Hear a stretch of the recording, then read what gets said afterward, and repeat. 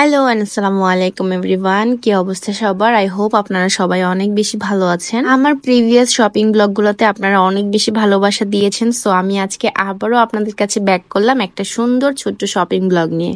আজকে শপিং এর জন্য চলে গিয়েছিলাম যমুনা ফিউচার পার্কে। মেইন গেট দিয়ে ভেতরে ঢুকেই দেখলাম ইনফিনিটিটা সামনে, সো ইনফিনিটি থেকে একটু ঢু মেরে আসি। আমি সেখানে গিয়ে ফার্স্টে আমার ছেলের জন্য কিছু শার্টস দেখতেছিলাম ইনফিনিটিতে। দেন আমার ছেলে একটা কালারফুল টি শার্ট পছন্দ করেছে, বাট এটা আনফরচুনেটলি তার সাইজ ছিল না। সাইজ থাকলে অবশ্যই আমি তাকে এটা নিয়ে দিতাম। তো ইনফিনিটির কাজ শেষ করে এখন আমরা বাইরে বের হয়ে যাব, দেন আমরা উপরে চলে যাব। আমার যেহেতু মেনলি জুতোর দরকার ছিল, এই ব্যাপারগুলোতে আমার ছেলে অনেক বেশি কনফিডেন্স, একা একাই উঠতে চায় বারবার। অবস্থাটা জাস্ট দেখেন, নিচতলায় দেখলাম কত কত মানুষ, বাট যে উপরে উঠলাম দেখলাম কোনো মানুষ নাই, মানে একদম ফাঁকা ঝাঁকা লাগতেছে।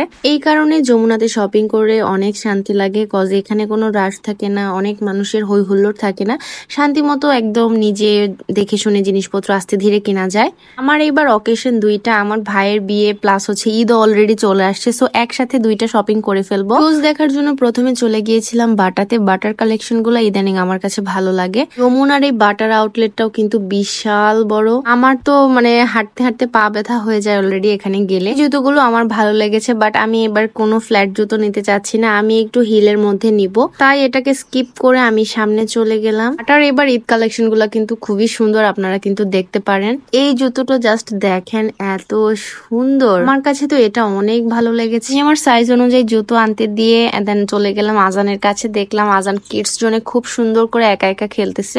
আমি এখানে জুতো ট্রায়াল দেওয়ার জন্য চলে আসলাম।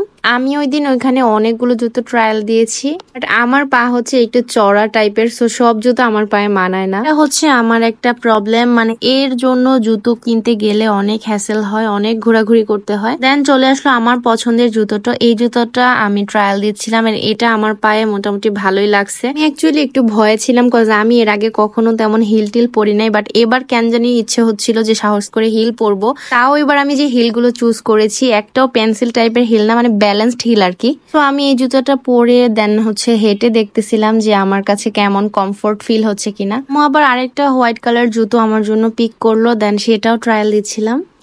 আমার কাছে কেন জানি ফার্স্ট এডটাই বেশি ভালো লেগেছে, তাই ফার্স্ট এডটাই নিয়ে নিলাম। আমরা আবার চলে গেলাম এপেক্সে, এপেক্সের কালেকশন গুলো দেখার জন্য। আমি অলওয়েজ এপেক্স থেকে শপিং করতাম, মানে ঈদ টিদ বা কোনো অকেশন আসলেই আমি এপেক্সে চলে যেতাম। রিসেন্টলি আমার এপেক্স থেকে বাটার প্রতি টানটাই বেশি, মানে বাটার কালেকশন গুলো আমার কাছে বেশি ভালো লাগতেছে। সেখানে আমি কোনো জুতো পছন্দ করতে পারলাম না, তাই আমরা এখান থেকে বের হয়ে গেলাম।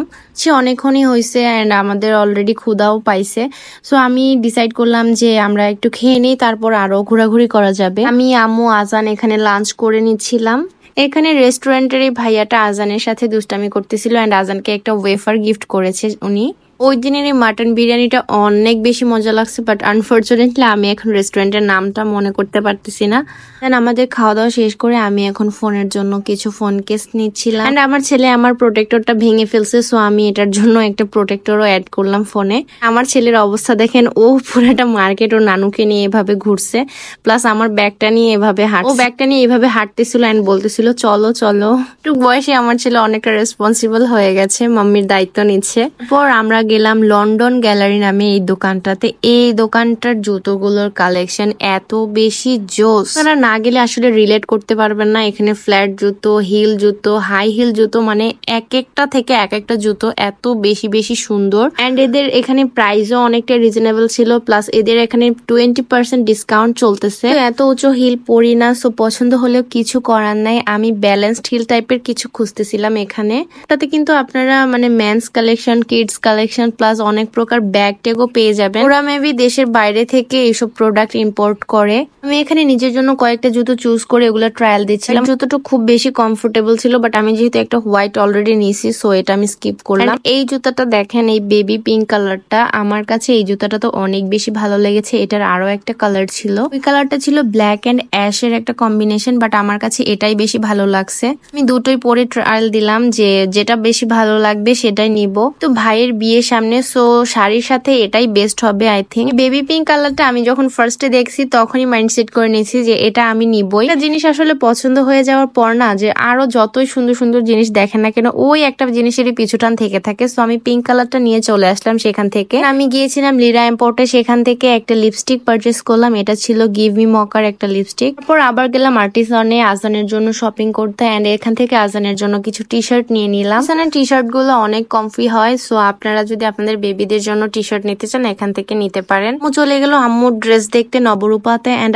আমিও গিয়ে আমার জন্য কিছু ড্রেসেস দেখতেছিলাম। এই সাদাবাহারটা দেখলাম, বাট এটা অনেক বেশি গর্জিয়াস। দেন আরো একটা বের করলাম, যেহেতু জামা কিনা অলরেডি শেষ, তো আমি এখান থেকে ড্রেস পারচেস করলাম না, মানে আম্মুই আম্মুর জন্য ড্রেস নিয়েছে। এরপর আমরা আমাদের সব শপিং টপিং শেষ করে চলে আসলাম মানে বাইরে। এখন আমরা বাসায় চলে যাব। ওই দিন না খুব কম কেনাকাটা করছি, বাট নিজের ভেতর থেকে একটা শান্তি ফিল হচ্ছিল, কজ যা যা ভালো লাগছে তাই নিতে পেরেছি। গাইজ, এই ছিল আমার সেদিনের শপিং ব্লগ। আই হোপ আপনাদের ভালো লেগেছে। Thank you so much for watching. আল্লাহ হাফেজ।